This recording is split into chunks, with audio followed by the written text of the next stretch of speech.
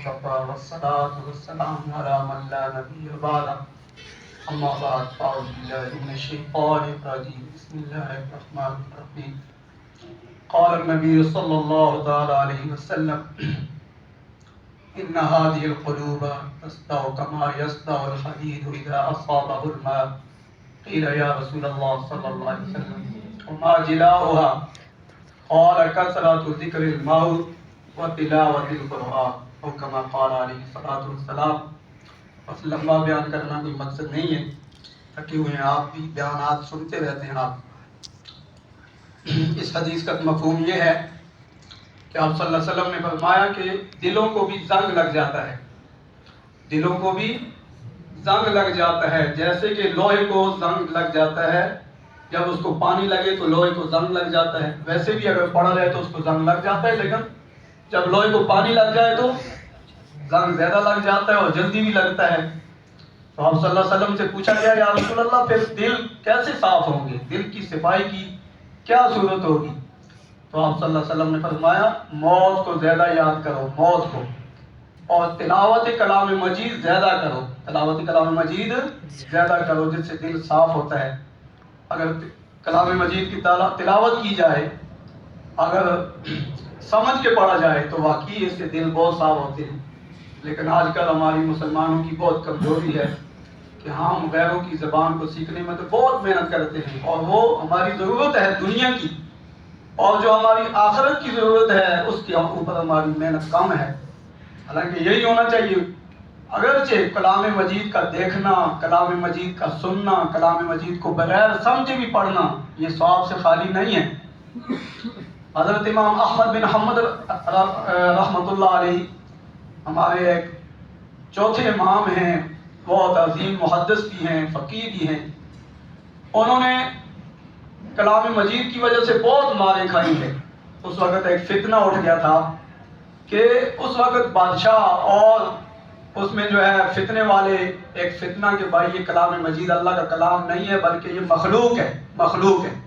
جیسے انسان مخلوق ہے، درخت مخلوق ہے، تمام چیزیں مخلوق ہیں، تو یہ کلام مجید بھی یہ جو ہے مخلوق ہے. تو امام احمد بن حنبل اور اہل سنت والجماعت کہ یہ اللہ کا کلام ہے، مخلوق نہیں ہے، جس کی وجہ سے ان کو بہت تکلیفیں دی گئی ہیں، جیلوں میں جو ہے ان کو ڈالا گیا ہے، کوڑے لگائے گئے ہیں.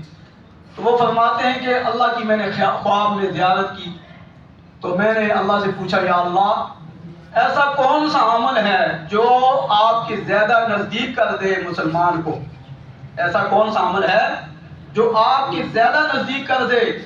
تو اللہ پاک نے فرمایا احمد میرا کلام ہے، میرا کلام ہے. تو فرماتے ہیں میں نے پوچھا یا اللہ سمجھ کر پڑھنے سے یا بغیر سمجھے کے پڑھنے سے آپ کے نزدیک ہوتا ہے انسان کلام مجید کی وجہ سے؟ تو اللہ پاک نے فرمایا چاہے سمجھ کے پڑھو چاہے بغیر سمجھ کے پڑھو، جب بھی کوئی بندہ میرا کلام پڑھتا ہے تو میرے بہت نزدیک ہو جاتا ہے. آپ صلی اللہ علیہ وسلم نے فرمایا من قرأ حرفا من کتاب اللہ فلہ بہ حسنۃ والحسنۃ بعشر امثالها لا اقول الف لام میم حرف بل الف حرف ولام حرف ومیم حرف. آپ صلی اللہ علیہ وسلم نے فرمایا جو کلام مجید کی ایک لفظ پڑھے گا اس کو ایک نیکی ملتی ہے، اور ایک نیکی 10 گنا تک جو ہے بڑھ جاتی ہے. آپ صلی اللہ علیہ وسلم نے فرمایا میں یہ نہیں کہتا کہ الف لام میم ایک جو ہے وہ حرف ہے، بلکہ الف ایک، لام دوسرا اور میم 3 حرف ہیں، یہ الف لام میم. تو کتنی نیکیاں ہو گئی ہیں؟ 30 نیکیاں انسان کو الف لام میم پڑھنے سے ملتی ہیں. اور نیکی یہ دنیا ہاتھ سے زیادہ بہتر ہے. آپ نے جو کلام مجید میں سنا ہوگا علماء سے، قیامت کے دن والد بیٹے کو نیکی نہیں دے گا، بیٹا والد کو نیکی نہیں دے گا، بیوی خاوند کو، خاوند بیوی کو. یہ نیکی اتنی عظیم ہے جو آج ہمیں ایک الف لام میم پڑھنے سے 30 نیکیاں ہمیں ملتی ہیں. آپ صلی اللہ علیہ وسلم نے فرمایا من شغلہ القرآن عن ذکری و مسئلتی اعطیتہ افضل ما اوتی السائلین وفضل کلام اللہ علی سائر الکلام کفضل اللہ علی خلقی او کما قال علیہ الصلوۃ والسلام. اللہ پاک نبی پاک صلی اللہ علیہ وسلم نے فرمایا جس کو کلام مجید نے اتنا مشغول کر دیا ہے، وہ دن رات اتنی تلاوت میں مشغول ہے کہ مجھ سے دعائیں مانگنے کا اس کو وقت نہیں ملتا، تو میں اس کو دعائیں مانگنے والوں سے زیادہ خود دیتا ہوں۔ اور اللہ پاک کے کلام کی فضیلت ایسی ہے مخلوق پہ جیسے اللہ کی فضیلت مخلوق پہ ہے، تو اس لیے آج ہمیں اس کی قدر نہیں ہے۔ اللہ پاک کلام مجید کا سننا بھی بہت جو ہے وہ اجر ہے۔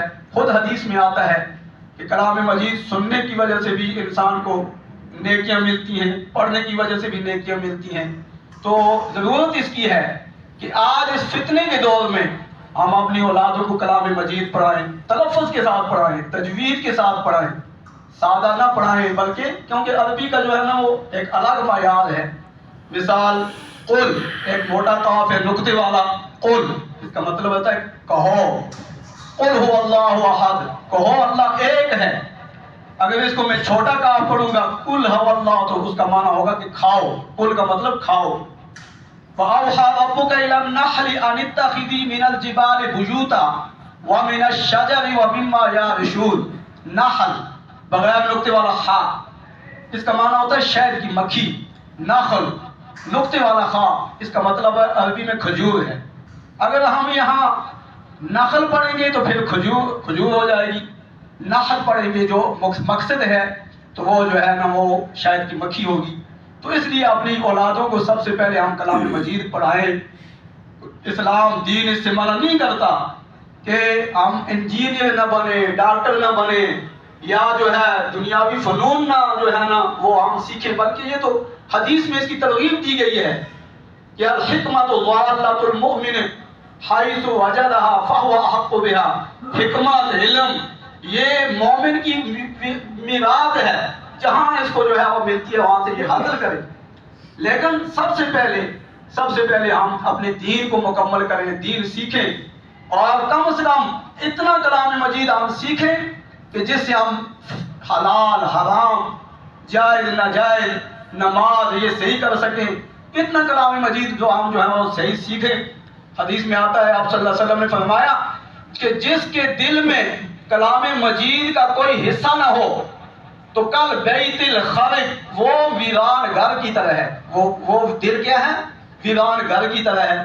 آپ دیکھتے ہیں کہ جس گھر میں انسان نہ رہتے ہوں، کوئی مویشی نہ ہو، تو وہاں جو ہے سانپ آ جاتے ہیں، جنات آ جاتے ہیں، قسم قسم کے جو ہے کیڑے مکوڑے پیدا ہو جاتے ہیں، بچھو آ جاتے ہیں۔ اور جس دل میں اللہ کا کلام مجید نہ ہو اس دل میں شیاطین آتے ہیں، اس دل میں جو ہے غلط وسواسات آتے ہیں، ایمان کمزور ہو جاتا ہے۔ تو اس لیے ہمیں جو ہے چاہیے کہ کلام مجید کو پڑھیں۔ اگر ہم پڑھیں نہ پڑھ سکیں تو اپنی اولادوں کو پڑھائیں، حفاظ بنائیں۔ حافظ نہ بنے تو حفاظ کی مدد کریں، اگر مدد بھی نہ کر سکیں تو کم سے کم حفاظ کے ساتھ محبت کریں، شفقت کریں۔ اللہ پاک مجھے آپ سب کو عمل کی توفیق نصیب فرمائے، اور جو ہے اتنا ہی کافی ہے۔ اللہ پاک جو ہے حضرت صاحب کو بہت اجر عظیم عطا فرمائے، آپ کو بھی جو آپ نے تھکے ہیں تراویح میں، تو یہ تھکاوٹ انشاءاللہ کل قیامت کے دن امید ہے کہ اللہ پاک راحت چین میں اس کو تبدیل فرمائے گا۔ اللہ پاک عمل کی توفیق نصیب فرمائے۔ الحمدللہ رب العالمین والعاقبۃ للمتقین، الصلاۃ والسلام علی